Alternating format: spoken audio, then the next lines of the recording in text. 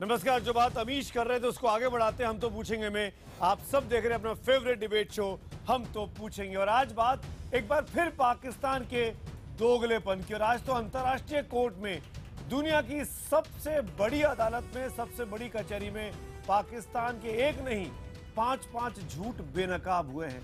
हिंदुस्तान के सवालों का जवाब देने की हिम्मत पाकिस्तान को नहीं दे पा रहा था।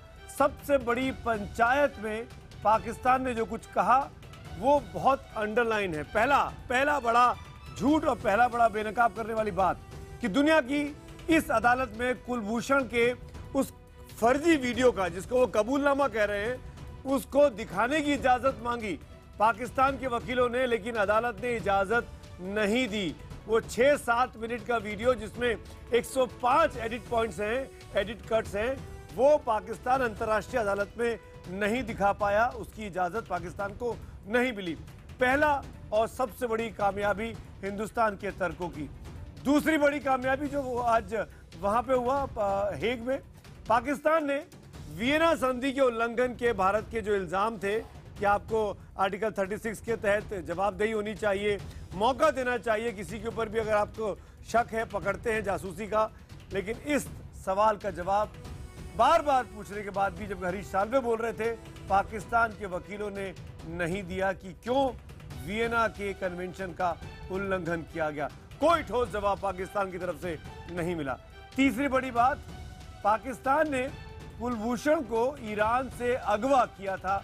भारत इस बात को बार बार बोल रहा है, इस बात का भी कोई जवाब नहीं था। उल्टा पाकिस्तान के वकीलों ने हिंदुस्तान से कहा कि आप साबित करें कि वो भारतीय है। हिंदुस्तान तो डे वन से कह रहा है कि वो भारतीय है। भारत ने कभी इस बात से इनकार नहीं किया। तो पाकिस्तान की कच्चापन जो कह लीजिए या बचपना जो कह लीजिए, वो अदालत में आज हेग में साफ तौर पर दिखाई दिया। एक और बड़ा झूठ जो पाकिस्तान का आज बेनकाब हुआ, काउंसलर एक्सेस दिए जाने की बात भारत ने कही थी कि 16 बार हमने मांगा, उसके बारे में कोई भी कॉन्क्रीट जवाब पाकिस्तान की तरफ से नहीं मिला कि क्यों इस 1-1.25 साल के वक्त में, जब से कुलभूषण जाधव उनके पास हैं, तब से एक बार भी उनको उनके परिवार से या भारतीय हाई कमीशन के लोगों से मिलने की इजाजत क्यों नहीं दी गई। कोई तथ्यात्मक जवाब नहीं था पाकिस्तान के पास। और आखिरी और सबसे बड़ा झूठ जो बेनकाब हुआ कि सजा जो सुनाई गई फांसी की 10 अप्रैल को, भारत ने उसकी कॉपी मांगी थी कि किस बिना पर यह सजा तय हुई है। वो कॉपी क्यों नहीं भारत को दी गई, वो ऑर्डर कहां है कोर्ट का, उस बारे में भी हमारे वकील के पूछने के बावजूद पाकिस्तान के वकील, पाकिस्तान के अधिकारी अंतर्राष्ट्रीय अदालत में कोई सफाई नहीं दे पाए। आज अदालत की कार्रवाई समाप्त हो चुकी है। पाकिस्तान के 5 बड़े झूठ बेनकाब हो चुके हैं, लेकिन फैसला आज नहीं आया है। अदालत ने कहा, 11 मेंबर की जो जूरी थी, कि फैसला आने में कुछ वक्त लगेगा और जब यह फैसला आएगा जल्द से जल्द फैसला देने की कोशिश करेंगे और उसके पहले इन्फॉर्म कर दिया जाएगा कि फैसला कब आने वाला है। तो कुलभूषण जाधव की फांसी पर फिलहाल स्टे है, फांसी नहीं हो सकती। लेकिन सबसे बड़ा सवाल यही कि कुलभूषण जाधव के नाम पर पाकिस्तान जो कुछ कर रहा है, क्या वो मानवाधिकारों का उल्लंघन तो नहीं है। आज की बड़ी बहस इसी मुद्दे पर तमाम मेहमान भी मेरे साथ होने हैं, लेकिन उसके पहले दिन में भारत ने जो तथ्य रखे इस हियरिंग के दौरान, हरीश साल्वे क्या क्या बोले, उसको आपको सुनाते हैं।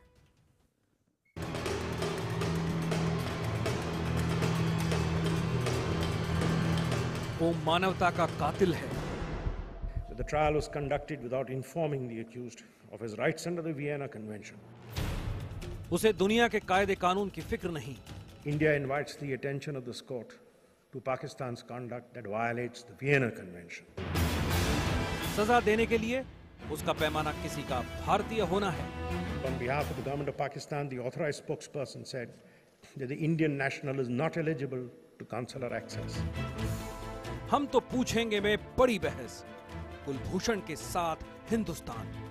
पूरा देश एकजुट होकर जाधव के मुद्दे में साथ खड़ा है। हम जाधव की जान बचा के ही रहेंगे, उन्हें फांसी होने नहीं देंगे। पाकिस्तान के पास उनको छोड़ने के अलावा कोई चारा नहीं बचता। आज नीदरलैंड के हेग में अंतर्राष्ट्रीय कोर्ट में पाकिस्तान के धुर्रे बिखरते रहे। 11 जजों के सामने पाकिस्तान की कलई खुलती रही। साजिश के तहत फंसाए गए नेवी के पूर्व अफसर कुलभूषण जाधव पर पाकिस्तान हर पल बेनकाब होता रहा। भारत ने सिलसिलेवार तरीके से बताया कि कुलभूषण को ईरान से अगवा कर सेना ने अपने कब्जे में लिया। मिलिट्री कोर्ट ने बचाव का मौका दिए बगैर फांसी की सजा सुना दी। जाधव की गिरफ्तारी की जानकारी भारत को नहीं दी गई। 16 बार राजनयिक पहुंच की अपील को ठुकराया गया। जाधव के माता पिता तक को उससे मिलने नहीं दिया गया। वियना संधि का उल्लंघन कर भारत की हर मांग को ठुकरा दिया गया। पाकिस्तान ने ये हवा बनाने की कोशिश की कि वियना संधि के बावजूद इस मामले को अंतर्राष्ट्रीय कोर्ट में नहीं उठाया जा सकता। भारत ने 3 पुराने मामले एक ही सांस में गिना डाले। पहला, कोस्टा रिका बनाम निकारागुआ केस।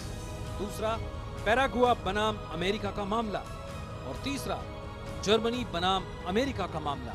इन मामलों में अंतर्राष्ट्रीय कोर्ट ने मदद के लिए दूतावासों की पहुंच के निर्देश तो दिए ही, आखिरी मामले में जर्मन नागरिक की मौत की सजा को इंसाफ के खिलाफ तक बताया। इंसाफ का बुनियादी उसूल है आरोपी को बचाव के मौके देना। इंसाफ का बुनियादी सिद्धांत है किसी भी इंसान को उसके बुनियादी हक से वंचित नहीं करना। इंसाफ का तकाजा है किसी भी शख्स को पूरी ताकत से अपनी बात रखने का हक देना।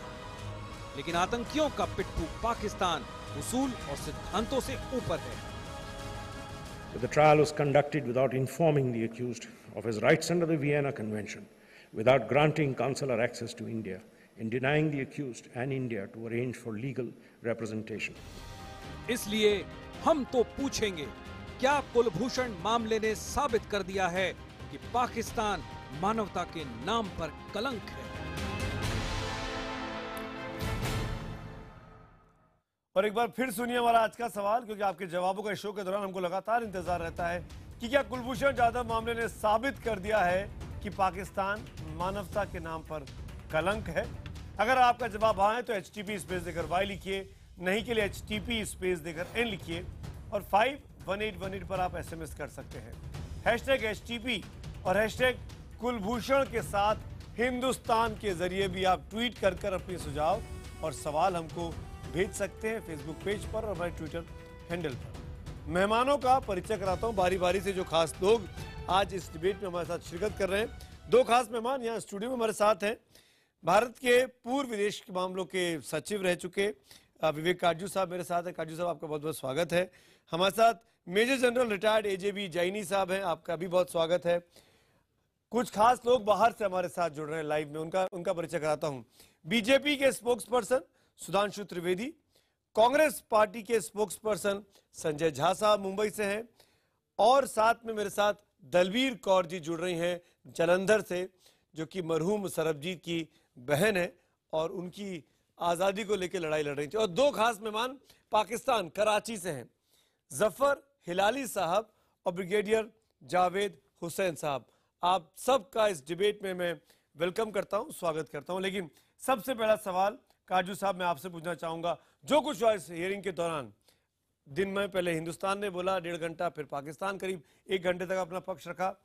जिस तरीके से पाकिस्तान ने उस वीडियो को अपना सबसे बड़ा हथियार बनाया, जिसको वो कबूलनामा कह रहे हैं, उसको दिखाने की इजाजत मांगी और अदालत ने वो इजाजत नहीं दी, भारत ने ऑब्जेक्शन रेज किया। क्या ये पहला बड़ा झटका है पाकिस्तान को कि वो जो वीडियो है जिसको डॉक्टर्ड हम लोग कह रहे हैं, उसको दिखाने की इतने बड़े मंच पर इजाजत नहीं मिलना? देखिए, 2 चीजें हैं। पहले तो वीडियो को दिखाने की का उद्देश्य प्रोपेगेंडा था जी, सीधी बात, उसमें और कुछ हो नहीं सकता, क्योंकि अदालत के सामने इस तरह के वीडियो दिखाने के कोई माने नहीं था। दूसरी चीज, मुझे लगता है ये अदालत के जो कायदे कानून है उसका भी उल्लंघन था। तो अदालत ने साफ तौर से कहा कि ये आपको दिखाने की जरूरत नहीं है। तो अब ये दिखाता है कि पाकिस्तान इस मामले को एक प्रोपेगेंडा की तरह भी इस्तेमाल करना चाहता है और अंतर्राष्ट्रीय अदालत के मंच को भी इस तरह प्रयोग करना, ये तो एक हैरत की बात। बिल्कुल।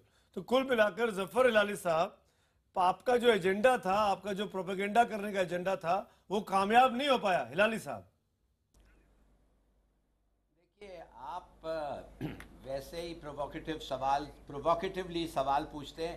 मैं 2 मिनट के लिए आपका प्रोवोकेशन को इग्नोर करता हूं और मैं आपसे बात करना चाहता हूं सीरियसली। नंबर 1, ये 36(1) के तहत एक्सेस और कम्युनिकेशन टू अ प्रिजनर, ये है फैसला जो ये आईसीजे ने करना है। बिल्कुल, उन्होंने ये देखना है कि क्या इसलिए कि पाकिस्तान स्पेशल प्रोटोकॉल का सिग्नेटरी है और हिंदुस्तान भी है, लिहाजा उधर कोर्ट का जुरिस्डिक्शन है कि नहीं बिटवीन डिस्प्यूट्स बिटवीन स्टेट्स, और उनका फैसला शायद ये होगा कि है। ये आपको कैसे पता? ये आपको कैसे पता हिलाली साहब कि फैसला ये होगा? क्योंकि है, इसलिए वो कहेंगे कि है।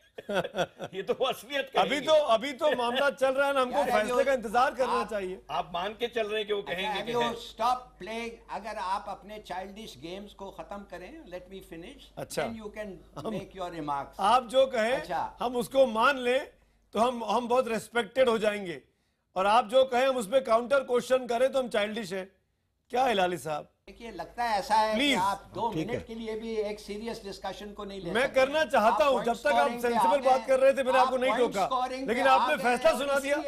आपने जज साहब ने बन के फैसला सुना दिया। आपने वो 11 मेंबर की जूरी क्या कर रही थी वहां पे हिलाली साहब? उनके लिए छोड़ दीजिए ना, आप अपना व्यू पॉइंट रखिए, आपको ऑल द राइट। तेलुगु में बोलूं, किस जबान में बात करूं? तेलुगु में बोलिए। चलिए तेलुगु में बोल दीजिए। आज आप कैसी बात कर रहे हैं? बी सीरियस हिलाली साहब प्लीज। Let us assume. समझ गए आप? समझिए, लेट अस अस्यूम। अगर हम अस्यूम भी कर लें कि आपका प्ली एंटरटेन हो जाएगा, कोर्ट जो है वो सिर्फ और सिर्फ एक्सेस और कम्युनिकेशन पे बात कर सकती है। They cannot talk of conviction or the sentence. तो मेरा मतलब ये है, मेरा मतलब, प्लीज लेट मी फिनिश और फिर आप शुरू हो जाएं। मेरा मतलब ये है कि इससे कोई खुदा के लिए फर्क नहीं पड़ेगा। वो आदमी ठीक है, you made your point Hilali साहब। काजू साहब हैज अ रिबट ऑन दिस। काजू साहब, हिलाली साहब, ये पहले भी हो चुका है अदालतों में कि अगर वियना कन्वेंशन का इतना भयंकर उल्लंघन हो जैसे आपने किया, ये हमारा मत है, तो फिर जो भी ट्रायल प्रोसेस आपने किया है, जो कि एक फार्सिकल अपने आप में था, वो भी विशिएट हो जाता है। तो इसलिए वियना कन्वेंशन एक फॉरेनर के लिए, जैसे कि ये हमारे शहरी हैं कुलभूषण जाधव, उनके लिए it is an inherent part of his defence. Right, उनका राइट है। अगर आप ये राइट उनसे ले लेते हैं तो फिर जो भी आपने कानूनी कार्रवाई की है अपनी मिलिट्री अदालत में, ये फील्ड जनरल कोर्ट मार्शल, ये पूरी तरह से विशिएटेड है। राइट, ये साफ है। एक्सेस और कम्युनिकेशन से, आई एम सॉरी टू से, एक्सेस और कम्युनिकेशन से विशिएट नहीं होता, नहीं होता, और ये कोर्ट भी आपको समझा देगा। मगर दूसरी बात ये है, चलिए आपका तर्क है, हमारा तर्क है, देख लेते हैं कहां पे होगा। लेकिन अभी तक प्रीसिडेंट वही है जो मैंने आपसे कहा। जनरल जैनी कुछ बोलना चाह रहे? जनरल जैनी, देखिए, मैं अपने पाकिस्तानी वक्ताओं से ये कहना चाहता हूं, अभी आपने अक्यूज किया ऑफ चाइल्डिश इंटरवेंशन, आपकी तो मैं कहता हूं सोच ही चाइल्डिश है।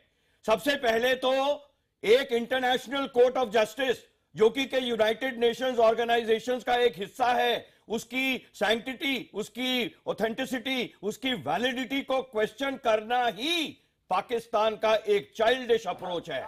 इलानी साहब, पहले नो, होल्ड ऑन इलानी साहब please, when you were speaking मैंने नहीं आपको डिस्टर्ब किया, और माफ करिएगा अगर मैंने बीच में उसमें आपको काटने की कोशिश करी, पर आप काटूंगा अच्छी तरीके से।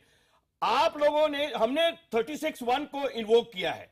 36(1) इज इंटरनेशनली रिकॉग्नाइज्ड। आप कहते हैं 36(1) हमारे ऊपर लागू नहीं होता, और 36(1) में जो ऑप्शनल प्रोटोकॉल है, ऑप्शनल प्रोटोकॉल का जो पैरा है, अरे उस पे तो पाकिस्तान ने साइन किया हुआ है, तो कैसे आप कहते हैं कि 36(1) नहीं है? आप बोलते हैं कि जी हमने 2008 में, एक मिनट, आप बोलते हैं कि जी हमने 2008 में एक म्यूचुअल प्रोटोकॉल साइन किया है काउंसलर एक्सेस का विद इंडिया।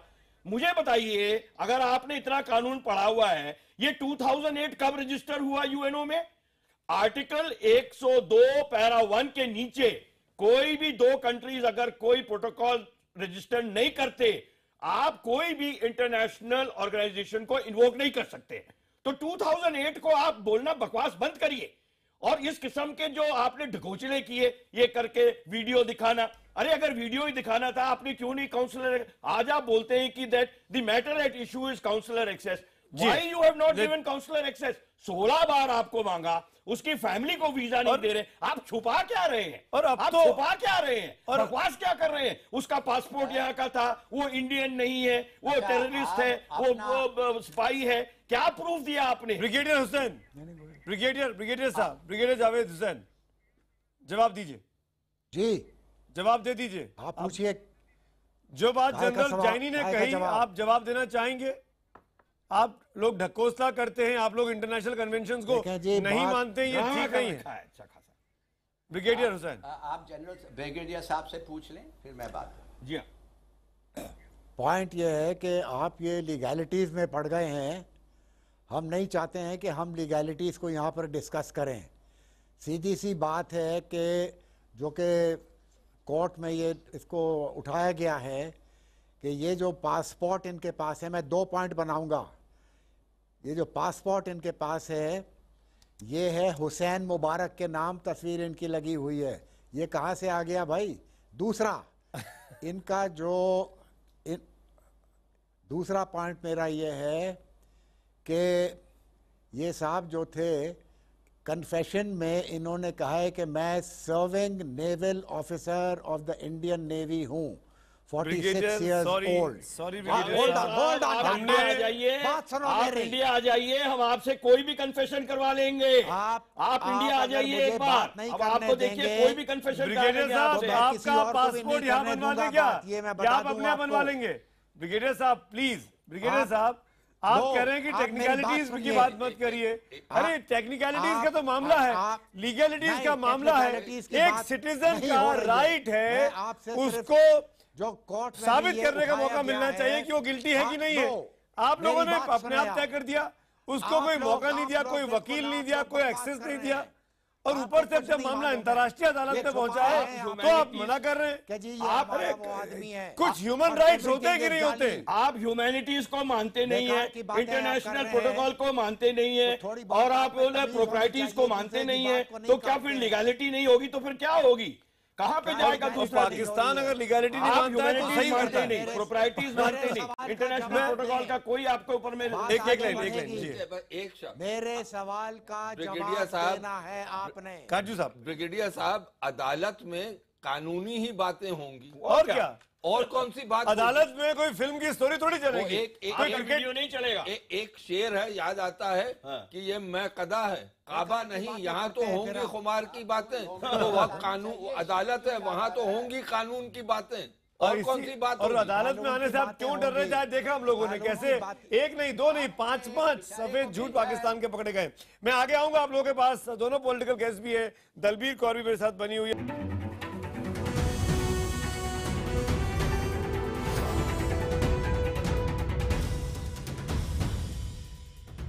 कोर्ट जो है वो सिर्फ और सिर्फ एक्सेस और कम्युनिकेशन पे बात कर सकती है। They cannot talk of conviction और द सेंटेंस।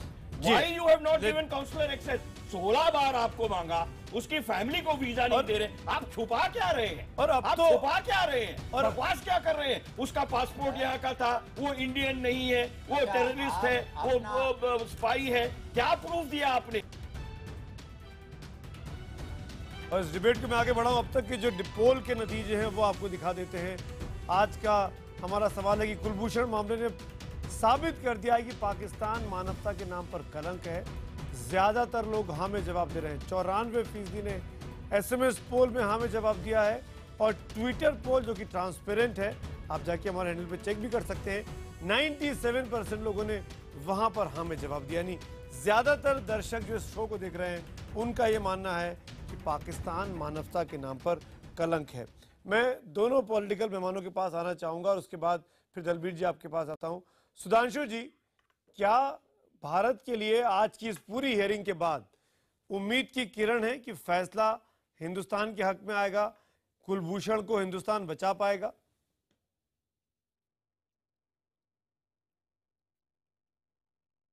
देखिए, जहां तक इस सवाल के टेक्निकल पक्ष की बात है तो तमाम विशेषज्ञ आपके पैनल में बैठे हैं, वो इस विषय पे ज्यादा बेहतर बता सकते हैं।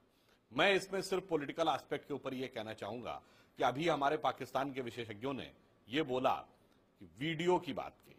अरे मैं याद दिलाना चाहता हूं, जब मुंबई पर अटैक हुआ था तो अजमल आमिर कसाब का खुलेआम वीडियो पूरी दुनिया ने देखा था, टीवी चैनल से लेकर सीसीटीवी फुटेज तक।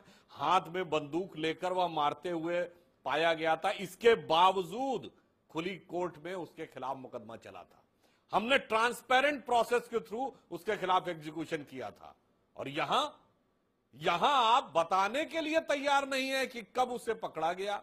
यहां आप दुनिया को यह बताने के लिए तैयार नहीं है कि आपकी जो चार्जशीट थी, जो आपने डिसीजन लिया, वो आप कोर्ट के सामने रखने को तैयार नहीं है। बस इतना ही काफी है मेरे विचार से उस वीडियो के मामले पे अगर देखने की बात करें। दूसरी बात, अरे भाई, जब जब इंडिया में अटैक होता है तो पाकिस्तान से जुड़े टेररिस्टों का मामला आता है और पाकिस्तान शुरू में कहता है ये हमारे यहां का आदमी नहीं है, बाद में सबूत निकलते और उन्हें एक्सेप्ट करना पड़ता है।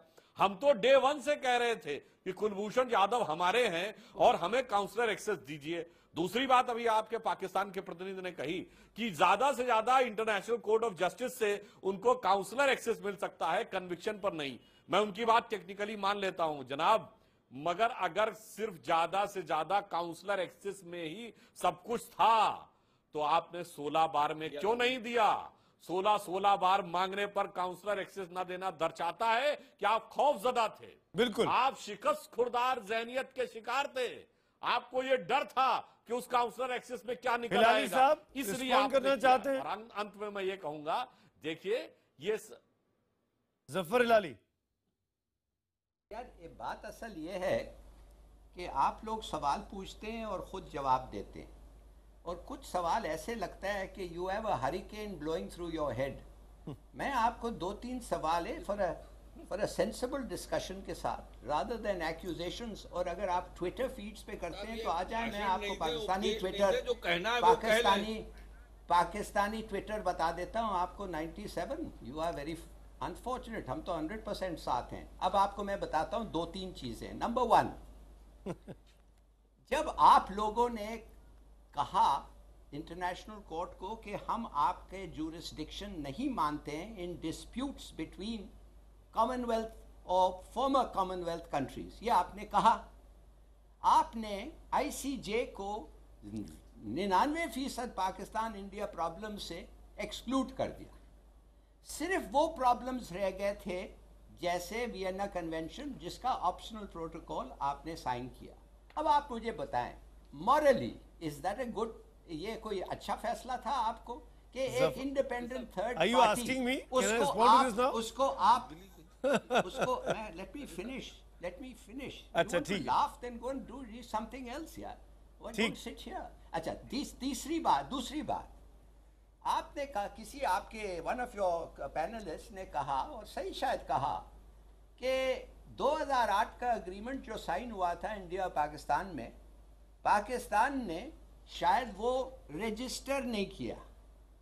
और अगर आप एक एग्रीमेंट रजिस्टर नहीं करते तो उसका मतलब ये होता है कि आप किसी UN बॉडी के सामने उस एग्रीमेंट को पेश नहीं कर सकते। ये मुझे कहा गया है from a independent legal expert. चलिए वो भी मैं मान जाता हूं।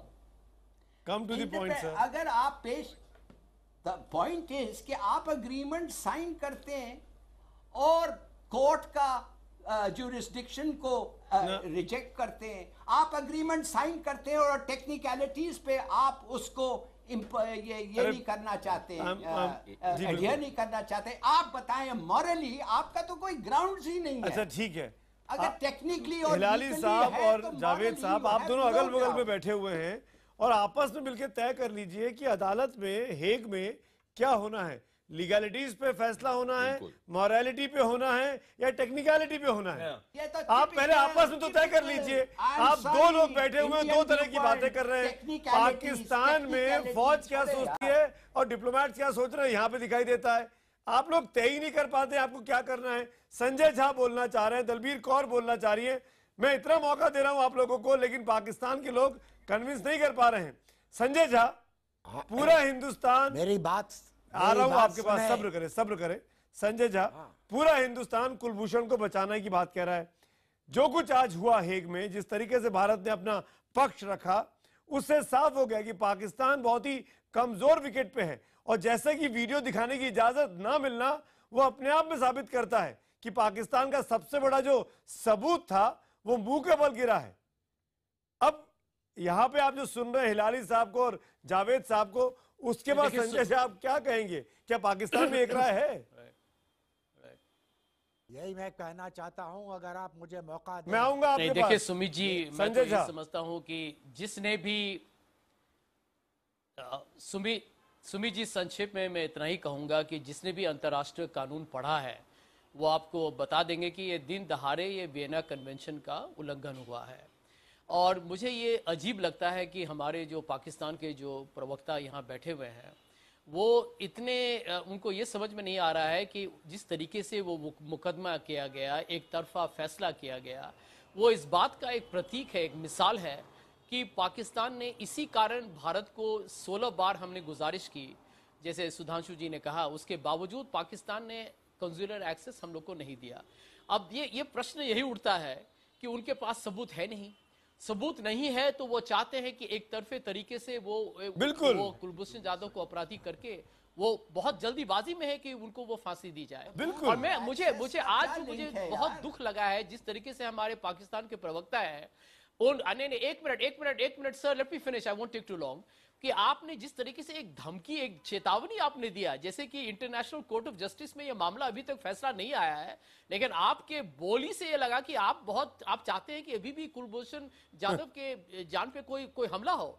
मैं समझता हूं कि ये सही रवैया नहीं है और पाकिस्तान का ये नकारात्मक और आक्रामक रवैया मैं समझता हूं कि यही सिद्ध करता है कि पाकिस्तान कभी नहीं बचेगा। किस बात का डर है ब्रिगेडियर जावेद हुसैन? दिल में जो किस बात का डर है काउंसलर एक्सेस देने में?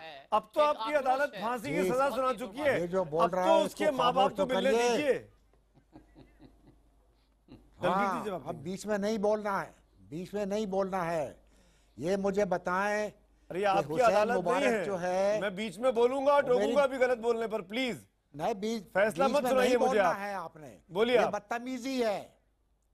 आप एंकर बने हुए हैं तो बोलिए, आप बोलिए। होनी चाहिए। मुझे पता है कि तमीज क्या है, बदतमीजी क्या है। ब्रिगेडियर साहब, हम और आप अक्सर डिबेट में मिलते रहे। पाकिस्तानी फौज तो अपनी आवाम को तमीज सिखाती है, हमें ये सिखाने की जरा कृपा ना करें। अरे पाकिस्तानी फौज की बात मत करो भाई, अभी पाकिस्तानी फौज से तुम्हारे हाथ कांपने शुरू हो जाते हैं। क्या बात कर रहे हैं?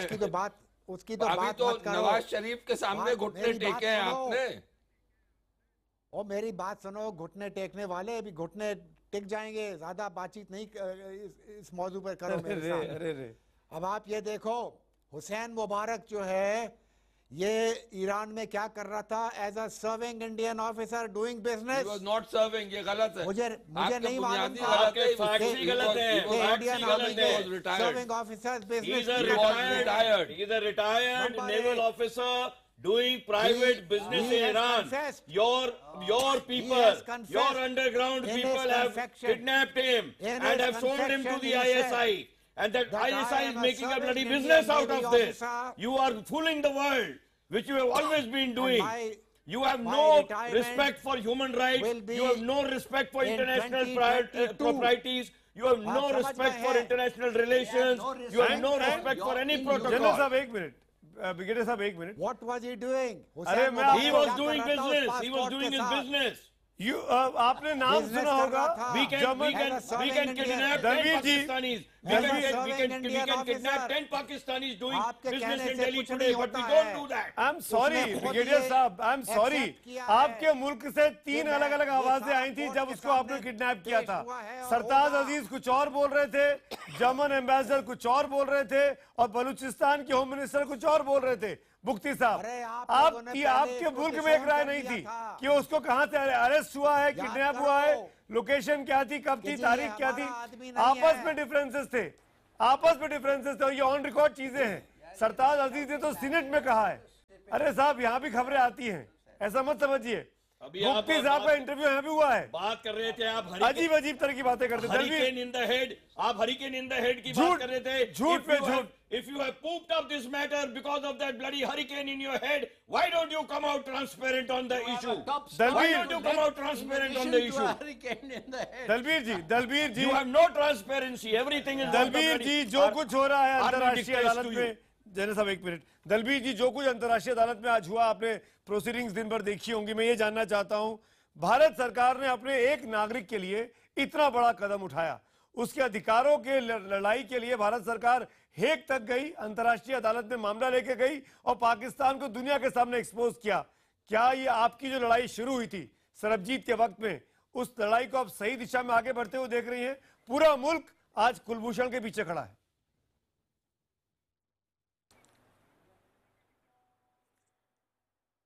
हाँ, पूरा मुल्क उस समय सरबजीत के साथ था, लेकिन जो हमारी सरकार थी उस समय की, वे देश की भावनाओं को समझ नहीं पाई थी। और जबकि मैं बार बार उनको बोल रही थी कि हमें इस ओर अपना जो है रुख रखना चाहिए, वहां पर अपना पक्ष रखना चाहिए, जितनी भी कमजोर पहलू थे मैंने सब लिख कर दिए थे इनको कि आप बड़ी मजबूती के साथ रख सकते हैं। लेकिन आज जो हमारी सरकार ने किया वह प्रशंसनीय है, इसकी जितनी भी सराहना की जाए कम है। लेकिन अब हंसी आ रही थी मुझे इनके बेचारे जो आप आज खिसियानी बिल्ली जो बचकाने बयान दे रहे थे, और सबसे बड़ी बात सामने आई कि जी हमें पहले बताना पड़े कि हम उन्हें अपना मानते हैं। अरे बच्चों, इन पागल बच्चों से पूछो कि हमने माना तभी तो उधर गए ना, और वहां तो हम आपको बता रहे थे, आप नहीं मानते हो, हम तो पहले दिन से मानते हैं, और आपको झूठ का सहारा लेने की जरूरत पड़ती है। लेकिन हम तो बड़ी हिम्मत और हौसले से वहां पर गए हैं, हमने बहादुरी से अपना पक्ष रखा है, और आप झूठ का सहारा लेकर, झूठ का कुलंदा लेकर गए थे, जिसमें आपकी हार हुई, और अब खिसे हुए इस तरह की बातें कर रहे हो। आपको तो आज जवाब देना हमारे चैनल पर नहीं आ रहा है, तो अंतर्राष्ट्रीय कोर्ट में तो जवाब क्या दोगे? आपको तो आज बात ही नहीं आ रही है, आप समझ ही नहीं पा रहे हैं। आपकी बातों को सुनकर आज हमारे हिंदुस्तान का, दुनिया का कोई बच्चा और तमाम पाकिस्तानी दर्शक जो ये मेरा शो देख रहे होंगे इंटरनेट के जरिए दुनिया भर में बैठे हुए, मैं उनकी तरफ से बोलना चाहता हूं, हिलाली साहब और ब्रिगेडियर साहब, आप दोनों की ये मुस्कुराते चेहरे एक महिला के साथ, खवातीन के साथ कैसे बात की जाती है, ये दिखा दिया आप लोगों ने आज। उनकी बात सुनने की बजाय आप उस पर मुस्कुरा रहे हैं किसी विलेन की तरह फिल्म के। ये इस तरह की बात होती है? इतनी भी तमीज नहीं है आप लोगों को? एक सीनियर सिटीजन के साथ, एक लेडी के साथ कैसे बात की जाती है, ये भी सिखाना पड़ेगा आप लोगों को डिबेट में। हमारे चैनल पर आते हो, हमें तमीज सिखाते हो? क्या हिलाली साहब, ब्रिगेडियर साहब, हमारे चैनल पर आकर सॉरी दलबीर जी, आपको लोगों के मुंह लगना पड़ रहा है, लेकिन ब्रेक में जा रहा हूँ, ब्रेक के उस पार इस डिबेट को आगे बढ़ाऊंगा। तमाम मेहमान मेरे साथ बने हुए हैं।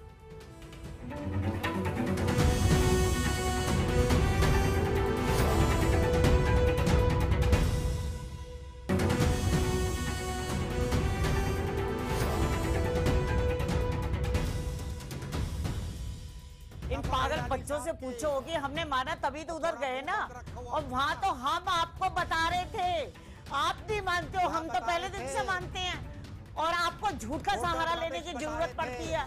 लेकिन हम तो बड़ी हिम्मत और हौसले से वहां पर गए हैं, हमने बहादुरी से अपना पक्ष रखा है, और आप झूठ का सहारा लेकर, झूठ का कुलंदा लेकर गए थे, जिसमें आपकी हार हुई, और अब खिसे हुए इस तरह की बातें कर रहे हो। आपको तो आज जवाब देना हमारे चैनल पर नहीं आ रहा है, तो अंतर्राष्ट्रीय कोर्ट में तो जवाब क्या दोगे? क्या कुलभूषण मामले ने यह साबित कर दिया कि पाकिस्तान मानवता के नाम पर कलंक है? जवाब देने वालों की संख्या और तेजी से आगे बढ़ चुकी है। एसएमएस पोल पर अब 99% लोग हमें जवाब दे रहे हैं, और ट्विटर पोल पर 97% लोग हमें जवाब दे रहे हैं। यानी ज्यादातर दर्शकों को लगता है कि जो कुछ कुलभूषण के साथ पाकिस्तान में हुआ वो ह्यूमन राइट्स के नाम पर ब्लैक स्पॉट है, काला मार्क है, काला चेहरा पाकिस्तान का सामने आया है। सुधांशु जी, मैं एक चीज आपसे पूछना चाहूंगा, जो बात बहन दलबीर कह रही थी, और जिस तरीके से पाकिस्तानी मेहमान यहां बैठकर हंस रहे थे और अजीब सी मुस्कुराहट थी उनके चेहरे पर, जैसे न जाने क्या अपमान करके आनंद आ रहा था उन लोगों को, क्या पाकिस्तान के अंदर, चलिए छोड़िए इन दोनों बातों को, मैं इस क्या पाकिस्तान के लोगों के अंदर संजय जी बात हूं, इतनी समझ नहीं है कि इस सीरियस मामले में जिसमें एक कुलभूषण जाधव नाम का इनोसेंट व्यक्ति जिसको हिंदुस्तान अपना मान रहा है, जो ऑफिशियली लीगली ईरान में काम कर रहा था, उसको एक्सेस देने की बजाय उसका इस तरीके से माखौल उड़ाना और जो लोग उनके साथ बैठे उनका मजाक उड़ाना।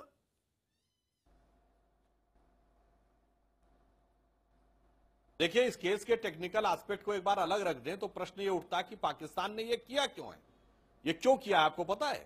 पाकिस्तान की आज क्रेडिबिलिटी इंटरनेशनल लेवल पे इस तरीके से ध्वस्त हो चुकी है, खत्म हो चुकी है कि आप सोचिए सुमित जी, अरे जो मुल्क ये कहता रहा कि ओसामा बिन लादेन उनके यहां नहीं है और उनके मिलिट्री कैंटोनमेंट के सेंटर के बगल में महफूज मुकाम में वो बड़े आराम से रह रहा था, क्या उस मुल्क की कोई क्रेडिबिलिटी है इस बात को कहने की कि कौन आदमी बलूचिस्तान में था और कौन ईरान में था? और मैं सिर्फ 2 एग्जाम्पल देना चाहता हूं। आज हालात ये है कि टेररिज्म के मामले पर इस कदर घिरते चले जा रहे हैं कि अभी पिछले साल सार्क समिट में इस इलाके के 2 बड़े मुस्लिम कंट्री अफगानिस्तान और बांग्लादेश दोनों ने कहा कि हमारे यहां दहशतगर्दी सारी की सारी पाकिस्तान से हो रही है। और दूसरा पिछले साल का एग्जाम्पल, इनका सबसे बड़ा हमसाया चाइना, वहां G20 समिट हुई हांजू शहर में, और हांजू शहर में मीडिया में रिपोर्ट आई कि चाइना ने अघोषित इंस्ट्रक्शन दिया था सारे होटलों को, 5 देशों का नाम था, इनके नागरिकों को 15-20 दिन पहले से कोई कमरा मत देना, उसमें एक पाकिस्तान भी था भाई। तो आपके हालात ये, और आपको लगता है कि कुलभूषण यादव को आप इस ढंग से फर्जी ढंग से फांसी देकर उस चीज से बच लेंगे? जनाब, एक छाते से आप थोड़ी बहुत बरसात रोक सकते हैं, मगर आपके खिलाफ तो ये जो बाढ़ आ रही है और जो कयामत की बाढ़ है, दुनिया भर में अकेले बढ़ते जा रहे हैं आप लोग। मैं मान रहा हूं जो ये पाकिस्तान इस मामले पे हिलाली साहब। अच्छा, मैं आपको 2-3 चीजें जल्दी से बताना चाहता हूं। ये जो चाइना हमारे साथ इतनी हमारे से चाइना घबराती है, इतनी नफरत है कि इतने पैसे किसी और मुल्क को, किसी under developed country, third world neighbour को कभी चाइना ने दिया नहीं है। ना सिर्फ क्लाइंट हैं उनके और सैटेलाइट 500 मिलियन डॉलर दिया है। वही कहना चाहता हूं, वो आपको देता है मगर आप गुलाम हैं, उसने नहीं देता। गुलामी करते मैंने आपका बकवास सुना, मुबारक अब और आप पैसे ले लीजिए जाके। सॉरी, देखिए दूसरी बात, आप चीन आप पे कब्जा कर रहा है, आपको हवा नहीं चल रही है। कश्मीर में जो हो रहा है, कश्मीर में जो आपने किया है, अच्छा, गुस्से की बात आप कर रहे हैं। अगर कश्मीर पे बात करना चाहते हैं हिलाली साहब, के बारे में हिलाली साहब कश्मीर पे बात करना चाहते हैं आप? कश्मीर पूरे दुनिया बलूचिस्तान में क्या कर रहे हैं आप? बच्चों को, बलूचिस्तान में क्या कर रहे हैं? सिंध में क्या हो रहा है?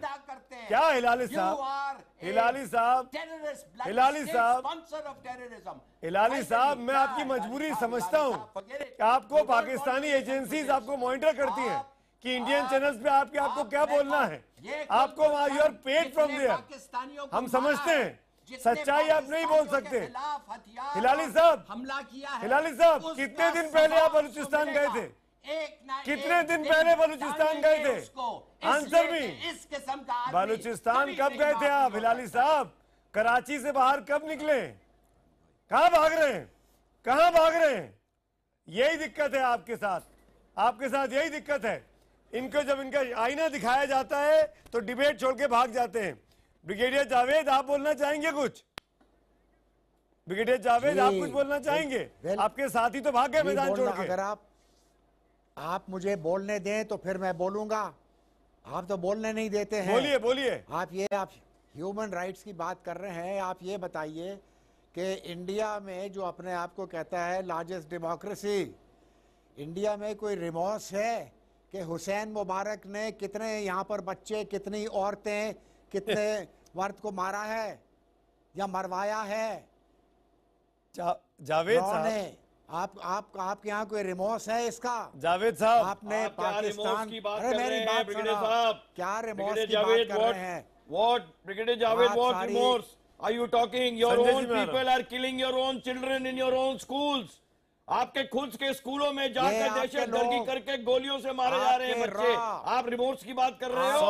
सॉरी, वो पकड़ा गया है। आप मुझे एहसानुल्लाह एहसान, आप मुझे एक फील्ड बताइए ब्रिगेडियर साहब, जहां पे आप दुनिया में एक्सेल करते हैं, बताइए, सिर्फ टेररिस्ट मैं प्रोड्यूस आपको करने 10 चीजें में बताऊंगा। दुनिया के नंबर 1 मुल्क हैं आप। सिर्फ एक ही चीज प्रोड्यूस करनी आती है, आतंकवादी, दहशतगर्द, दैट्स ऑल। कल तक आप कुछ हाफिज नहीं। सईद को वो अपना आप हीरो हैं। बोल रहे थे, वो कल तक आप आप हैं। हाफिज संजय झा। सईद को वो आप अपना एसेट दहशतगर्दी। बोल रहे थे, आज आप वो हाफिज सईद को दहशतगर्दी आप सुन रहा हूं। कश्मीर में संजय झा, शुरू हुई है। संजय झा, संजय वो झा, क्या है? संजय झा, संजय झा, समथिंग। जो संजय, गुजरात में आपने 2000 मुसलमानों को मारा अरे है। जनाब, आप अपने मुसलमानों की चिंता करिए, आपसे अधिक हमारे यहाँ ब्रिगेडियर जी, मुसलमान मुझे कुछ कहने का मौका दीजिएगा। सुखी रहते हैं। संजय झा,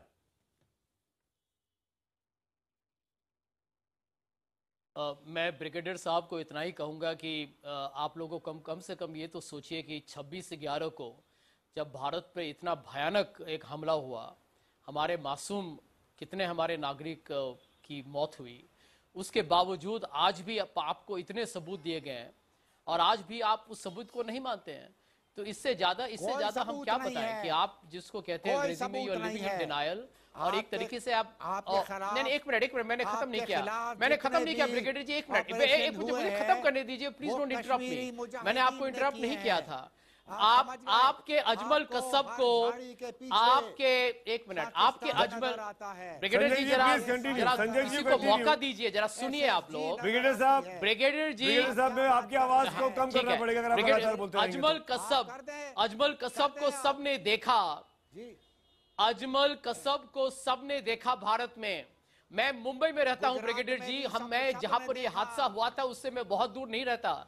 और अजमल गुजरात कसब में आप भी जरा 2 सबने मिनट चुप देखा। रहिएगा। सारी अजमल दुनिया कसब ने कितने लोगों का यहां खून किया, उसके बावजूद भारत की सरकार ने, भारत के कानून ने अजमल कसब को जिंदा रखा, उनके लिए वकील तैयार की, और हमने अंत में जो फैसला सुनाया वो एक तरीके से एक पारदर्शिता के साथ और अंतर्राष्ट्रीय कानून की बिल्कुल पूरी हमने संजय जी, आप हिफाजत सही की। बोल रहे हैं। और आज आप अपना हाल देखिए कि कुलभूषण जाधव को लेके आपने बिल्कुल देखिए आपने कैसे आरोप लगाए अरे हैं, और आपका भारत को आपने कलई मौका खुल भी नहीं चुकी दिया है कि एक दुनिया वकील भर दे में। उनको। ब्रिगेडियर साहब, आई एम आप रियली क्या- सॉरी, Anyways, दलबीर ने जो very कुछ sad. झेला है, बहन दलबीर ने, वो उसका तो कोई दुनिया भर में एग्जाम्पल नहीं है। और एक मिनट, दलबीर जी, पाकिस्तान के लिए क्या संदेश जाना चाहिए आज कुलभूषण के साथ साथ? कितने लोग और वहां पे जिनको लेकर आना चाहिए हिंदुस्तान को वापस?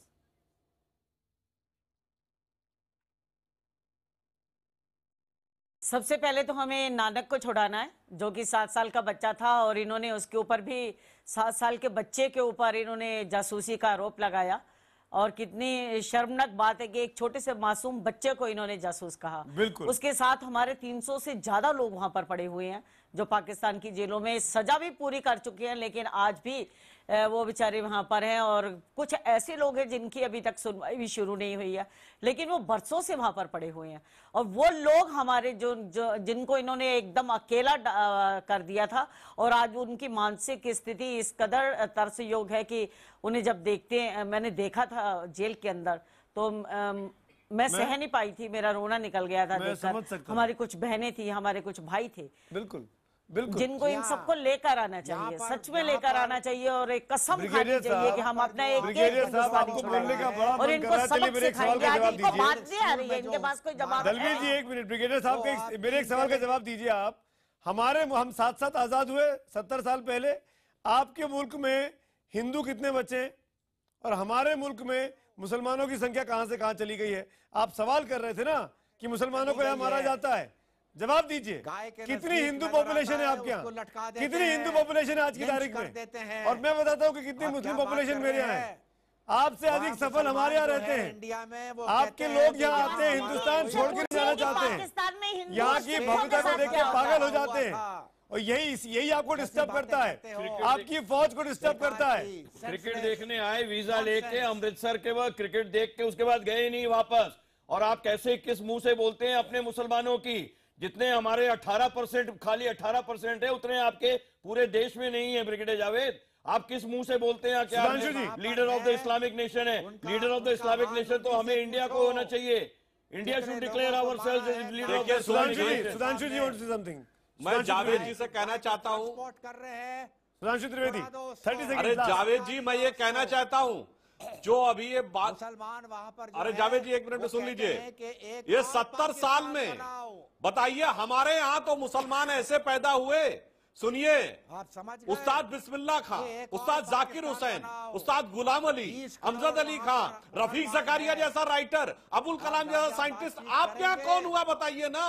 आपने एक तो और इस्लाम के पाकिस्तान नाम पे बन बनकर जाएगा। बंगाली मुसलमानों को मरवाया, बलूच मुसलमानों को मरवाया, बंगाली मुसलमानों खैबर की पख्तूनवा में मरवाया, काजू साहब, क्वाटा 10 में seconds, मरवाया, काजू साहब, कश्मीरियों काजू में मरवाया, साहब, क्योंकि काजू आप ब्रिगेडियर वायलेंस के नाम पे काजू बने साहब, थे last 10 और आप seconds, वायलेंस से ही काजू आपका अंत हो Last, रहा your है। comment, your आप comment. खुद उसमें देख लीजिए। आप ब्रिगेडियर कहाँ साहब, डेड रेकनिंग। आप में हम में एक बुनियादी फर्क है। हम अपने नागरिकों में मजहब के नाम में भेदभाव नहीं करते हैं। बिल्कुल बिल्कुल।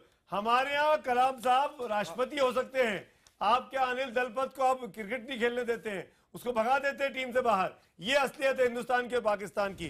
खैर, ज्यादातर लोग एक राय है कि पाकिस्तान का चेहरा साफ हो चुका है, मानवाधिकारों के नाम पर कलंक है पूरा का पूरा मुल्क। इसी नोट पर इस डिबेट को यहाँ खत्म करता हूं।